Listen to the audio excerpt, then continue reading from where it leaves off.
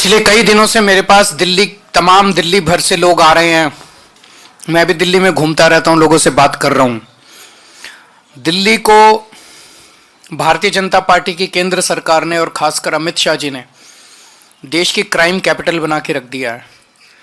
इतने ज़्यादा अपराध हो रहे हैं, इतने ज़्यादा अपराध हो रहे हैं, खुलेआम चोरियां हो रही हैं, डकैती हो रही है, चेन स्नैचिंग हो रही हैं, महिलाओं का घर से निकलना मुश्किल हो गया है, गैंग वॉर हो रहे हैं। लोग बहुत ज़्यादा डरे हुए हैं, लोग अपने आप को बहुत ज़्यादा असुरक्षित महसूस कर रहे हैं। भारतीय जनता पार्टी को और इनकी केंद्र सरकार को दिल्ली के लोगों से कोई लेना देना नहीं है। ये लोग तो दिल्ली वालों से नफरत करते हैं और इसी नफरत का नतीजा है कि आज 25-27 साल से भारतीय जनता पार्टी दिल्ली की सत्ता में नहीं आ पाई है। लेकिन हमें तो लेना देना है। दिल्ली के लोग तो हमारे हैं, दिल्ली के 2 करोड़ लोग हमारा परिवार हैं। अगर दिल्ली में किसी को तकलीफ होती है तो केजरीवाल के दिल में दर्द होता है, मुझे तकलीफ होती है, तो हम चुप नहीं बैठ सकते। तो मैंने जगह जगह लोगों को यह भरोसा दिलाया है कि आम आदमी पार्टी की सरकार बनेगी तो जितनी आरडब्ल्यूएज हैं उनको अपने अपने इलाके में सिक्योरिटी गार्ड अपॉइंट करने के लिए दिल्ली सरकार की तरफ से उचित राशि दी जाएगी। इसके कुछ मापदंड बना लेंगे कि किस आरडब्ल्यूए को कितने सिक्योरिटी गार्ड का पैसा देना है, कितना पैसा देना है, एरिया के हिसाब से होगा या नंबर ऑफ फैमिलीज के हिसाब से होगा, उसका एक मापदंड बना लेंगे। लेकिन सरकार बनने के बाद लोगों को अपने अपने इलाके के अंदर security guards, private security guards appoint करने के लिए, ताकि वो सिक्योरिटी गार्ड्स वहाँ पे लोगों को सुरक्षा प्रदान कर सकें।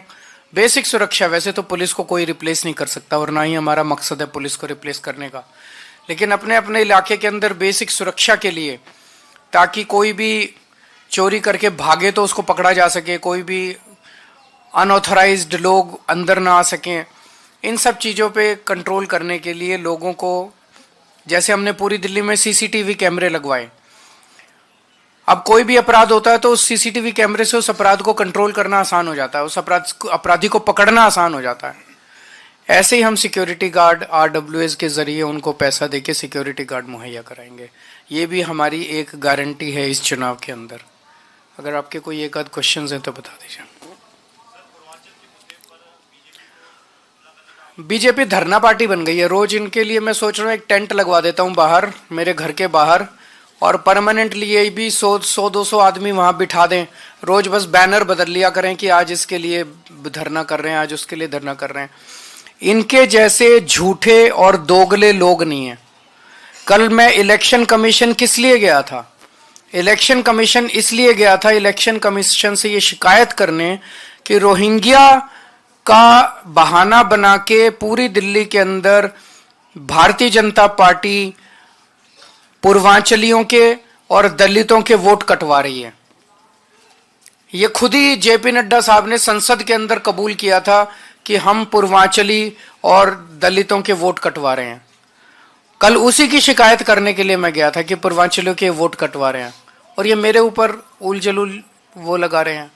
जितना काम आम आदमी पार्टी ने, जितने एमएलए पूर्वांचल समाज से बनाए, आप देख लो जितनी टिकटें हम देते हैं और जितनी टिकटें ये देते हैं। पूर्वांचल से जितने लोग आते हैं वो कच्ची कॉलोनियों में रहते हैं। कच्ची कॉलोनियों के अंदर 2014 के पहले जीना मुश्किल था, नरक की जिंदगी थी, कीचड़ ही कीचड़ रहता था, कोई विकास नहीं था। सुप्रीम कोर्ट और केंद्र सरकार के ऑर्डर्स के मुताबिक वहां विकास नहीं हो सकता था। कच्ची कॉलोनियों में 90% से ज्यादा लोग पूर्वांचली रहते हैं। मैं भारतीय जनता पार्टी से पूछना चाहता हूं, 10 साल के अंदर आपने कच्ची कॉलोनियों के लिए क्या किया? एक भी सड़क बनवाई इन्होंने? एक भी गली बनवाई इन्होंने पूर्वांचल समाज के लिए?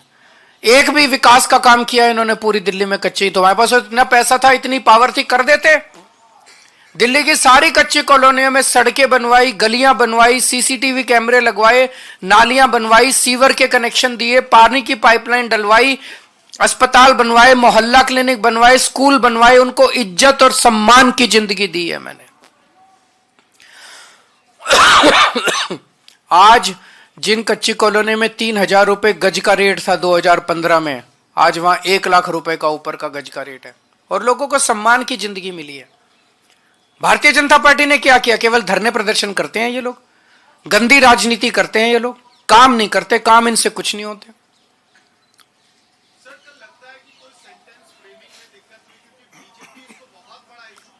बीजेपी के बनाने से इशू बनते नहीं है। बीजेपी के जितने इशू थे वो इनको उल्टे पड़ते जा रहे हैं। इन्होंने रोहिंग्या किया, अब ये कहते हैं टीवी वालों को फोन कर रोहिंग्या पे डिबेट मत कराना। फिर उन्होंने शीश महल उठाया, अब टीवी वालों को फोन करके शीश महल पे डिबेट मत कराना। जितने मुद्दे ये उठा रहे हैं वो इनको उल्टे पड़ रहे हैं। क्यों? क्योंकि इनके मुद्दे फर्जी हैं। ये दिल्ली के विकास की बात नहीं करते, केवल गाली गलौज की बात करते हैं। सुबह से शाम तक केजरीवाल को गाली, केजरीवाल को गाली, केजरीवाल को गाली। केजरीवाल को गाली से क्या दिल्ली का विकास होगा?